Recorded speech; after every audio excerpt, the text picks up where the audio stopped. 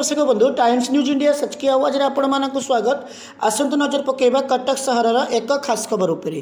कवि नंदकिशोर सामल साहित्य कालजयी कवि नंदकिशोर सामल जन्म शतवार्षिक उद्घाटनी उत्सव प्रियनाथ महापात्र और महेंद्र कुमार कायस्थ पाइले नंदकिशोर सामल स्मृति सम्मान। ओडिशार विशिष्ट सारस्वत साधक आम घरर कवि नंदकिशोर सामल जन्म शतवार्षिक उद्घाटन उत्सव बुधवार पूर्वाह्न महासमारोह पालित हो जाइछि। नंदकिशोर सामल स्मृति न्यास कुसुपुर आनुकूल अनुष्ठित यह उत्सव शिशु साहित्यिक डॉक्टर महेश्वर महांती अध्यक्षता करथिले। एही उत्सव उद्घाटक भाव केंद्रीय प्रशासनिक न्यायाधिकरण उपाध्यक्ष जस्टिस मनोरंजन महांती जोगदे कहले जे नंदकिशोर सामल सारस्वत कृति और कीर्ति कालजयी शिशु साहित्यिक और जड़े आदर्श शिक्षक भावे तांकर साधना और सिद्धिर पटांतर नाई। मुख्य अतिथि प्रोफेसर विजयानंद सिंह नंदकिशोर सामल बहुमुखी प्रतिभा संपर्क में आलोकपात करथिले। अनुष्ठान साधारण संपादक डॉक्टर सुनामणि राउत संपादकीय विवरणी जन्म शतवार्षिक उत्सव में स्मृतिनाश विभिन्न कार्यक्रम सूचना देवा सहित नंदकिशोर को मरणोत्तर पद्म पुरस्कार देवा दाबी उपस्थापन करथिले। उत्सव में जीवनव्यापी साधना पर शिशु साहित्यिक डॉक्टर प्रियनाथ महापात्र और आदर्श शिक्षक महेंद्र कुमार कायस्थ को मर्यादाजनक नंदकिशोर सामल स्मृति सम्मान 2025 प्रदान कराइला। मानपत्र पाठ करथिले कवि नलिनी नायक और ब्रह्मानंद विश्वाल। कवि नंदकिशोर सामल स्वरचित कविता आवृत्ति करथिले सीमाराणी बेहेरा और सुकुमार सामल। उत्सवर आभिमुख्य और अतिथि परिचय प्रदान करथिले राजीव षडंगी। ब्रह्मानंद महांती मंच आमंत्रण करथिबा बेले धन्यवाद अर्पण करथिले अर्चना राणी भूया। उत्सव परिचालना करथिले सुब्रान शेखर पाणी। यही उत्सव में उमाशंकर मिश्र कुसुम मंजरी दास गीतांजलि राउत और साहित्य प्रेमी बुद्धिजीवी माने जोग देथिले। मैम परिचय देवे।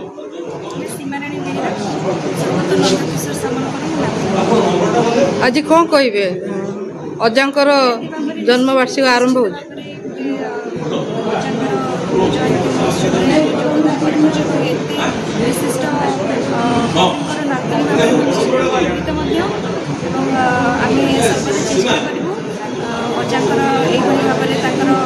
प्रचेषा रही जो अवदान रही शिशु साहित्य समाज प्रति कविता लिखा प्रति से आग्रह को आम आग को बजाय रखू। सरकार बर्तमान आपको कविता काटी देते आम घर सरकार को कौन अनुरोध कर सरकार निकट में आम अनुरोध रही अत्यंत लोकप्रिय परिचित कविता आम कविताटी पुनश्च द्वितीय श्रेणी पुस्तक प्रचलित था पुनः प्रचलित करा जोटा कि शिशु मान निमंते समय मो ना हूँ doctor Priyanath Chandi.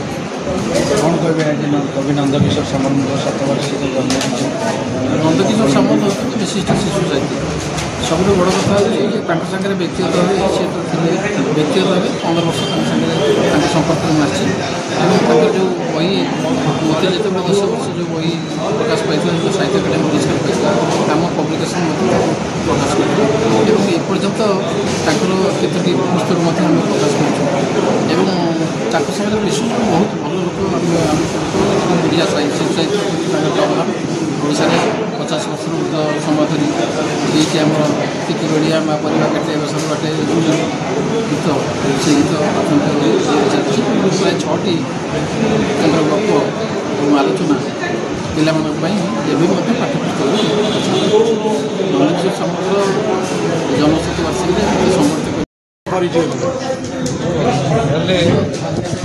Doctor Maheshwar Mahanti retired अध्यापक शिशु साहित्य मोर परिचय अच्छी पाई मनपवंते 40 वर्ष पढ़ी तो कहले केन्द्र एकाडेमी जन्म पुरस्कार पाई। बाकी आज जो नंदकिशोर सामल शतवार्षिक करा बहुत जगह कहले महंगा मार्केटा ये दृष्टि बहुत मांगारे साहित्य ଜଗତରେ ଯେଉଁ ମଣି ଗୋଟିଏ ଗୋଟିଏ ସଂସ୍କୃତି ଜନ୍ମ ନେଇଥିଲେ ସେଇ ଉତ୍ତରାଧିକାରୀ ସୂତ୍ରରେ ନନ୍ଦକିଶୋର ସାମଲ ଜନ୍ମ ହୋଇଥିଲେ ଏବଂ ତାଙ୍କର ସେଇ ମାଟିର ଜଣେ ବଲ୍ଲୀ କବି ଭାବରେ ସୁଖ୍ୟାତ ଯିଏ ହେଉଛନ୍ତି ନନ୍ଦକିଶୋର ହଳ ତାଙ୍କର ମୃତ୍ୟୁର 3 ବର୍ଷ ଏବଂ ତାଙ୍କର କବିତା ଗୁଡ଼ିକ ଏ ନନ୍ଦକିଶୋର ସାମଲଙ୍କର ପଢ଼ିଲା ବେଳେ ମୋର ମନେ ହୁଏ ସିଏ ହେଉଛନ୍ତି सत्य परिचय देवे कुमार सामल कुसुम महागा कटक आज जो कवि उद्देश्य स्मृतिचारण सभा वार्षिक उत्सव हो श्रीरामचंद्र भवन विषय कौन कह कवि नंदकिशोर सामल जन्म कुसुम से शिशु साहित्य पंडित कालज लेखा आम घर कविता 1963 मसीह आमर बोर्डर माध्यमिक पाठ्यपुस्तक चली आसूला 2018 कि 19 स्थानांतरित कराई सहित कविंकर चतुर्थ श्रेणी माटी कविता चलुची षष्ठ श्रेणी में पादुका पूजा बोली गद्य गोटे चलुची षष्ठ श्रेणी गोटे आमर एकांकिया गल्प मेला जोटा से कवि राधानाथ बी वर्मा गोपबंधु बाग्नी विश्वनाथ एमती 4टा विषय टोटाल बर्तमान कविंकर 6टा subject board school Muralidhar Satapathy उत्कल साहित्य समाजर जड़े निर्वाचित प्रतिनिधि साहित्य सेवारे प्रभु जगन्नाथंकर आशीर्वाद एवं आम साहित्य क्षेत्र में जो आस्थापीठ उत्कल साहित्य समाज आशीर्वाद मु बर्तमान सदस्य होती तेणुक आज जो कार्यक्रम ये गोटे महान व्यक्ति कार्यक्रम से व्यक्ति होती जड़े महान शिशु कवि कटक सिटी मिर्जा रिजवान बेग टाइम्स।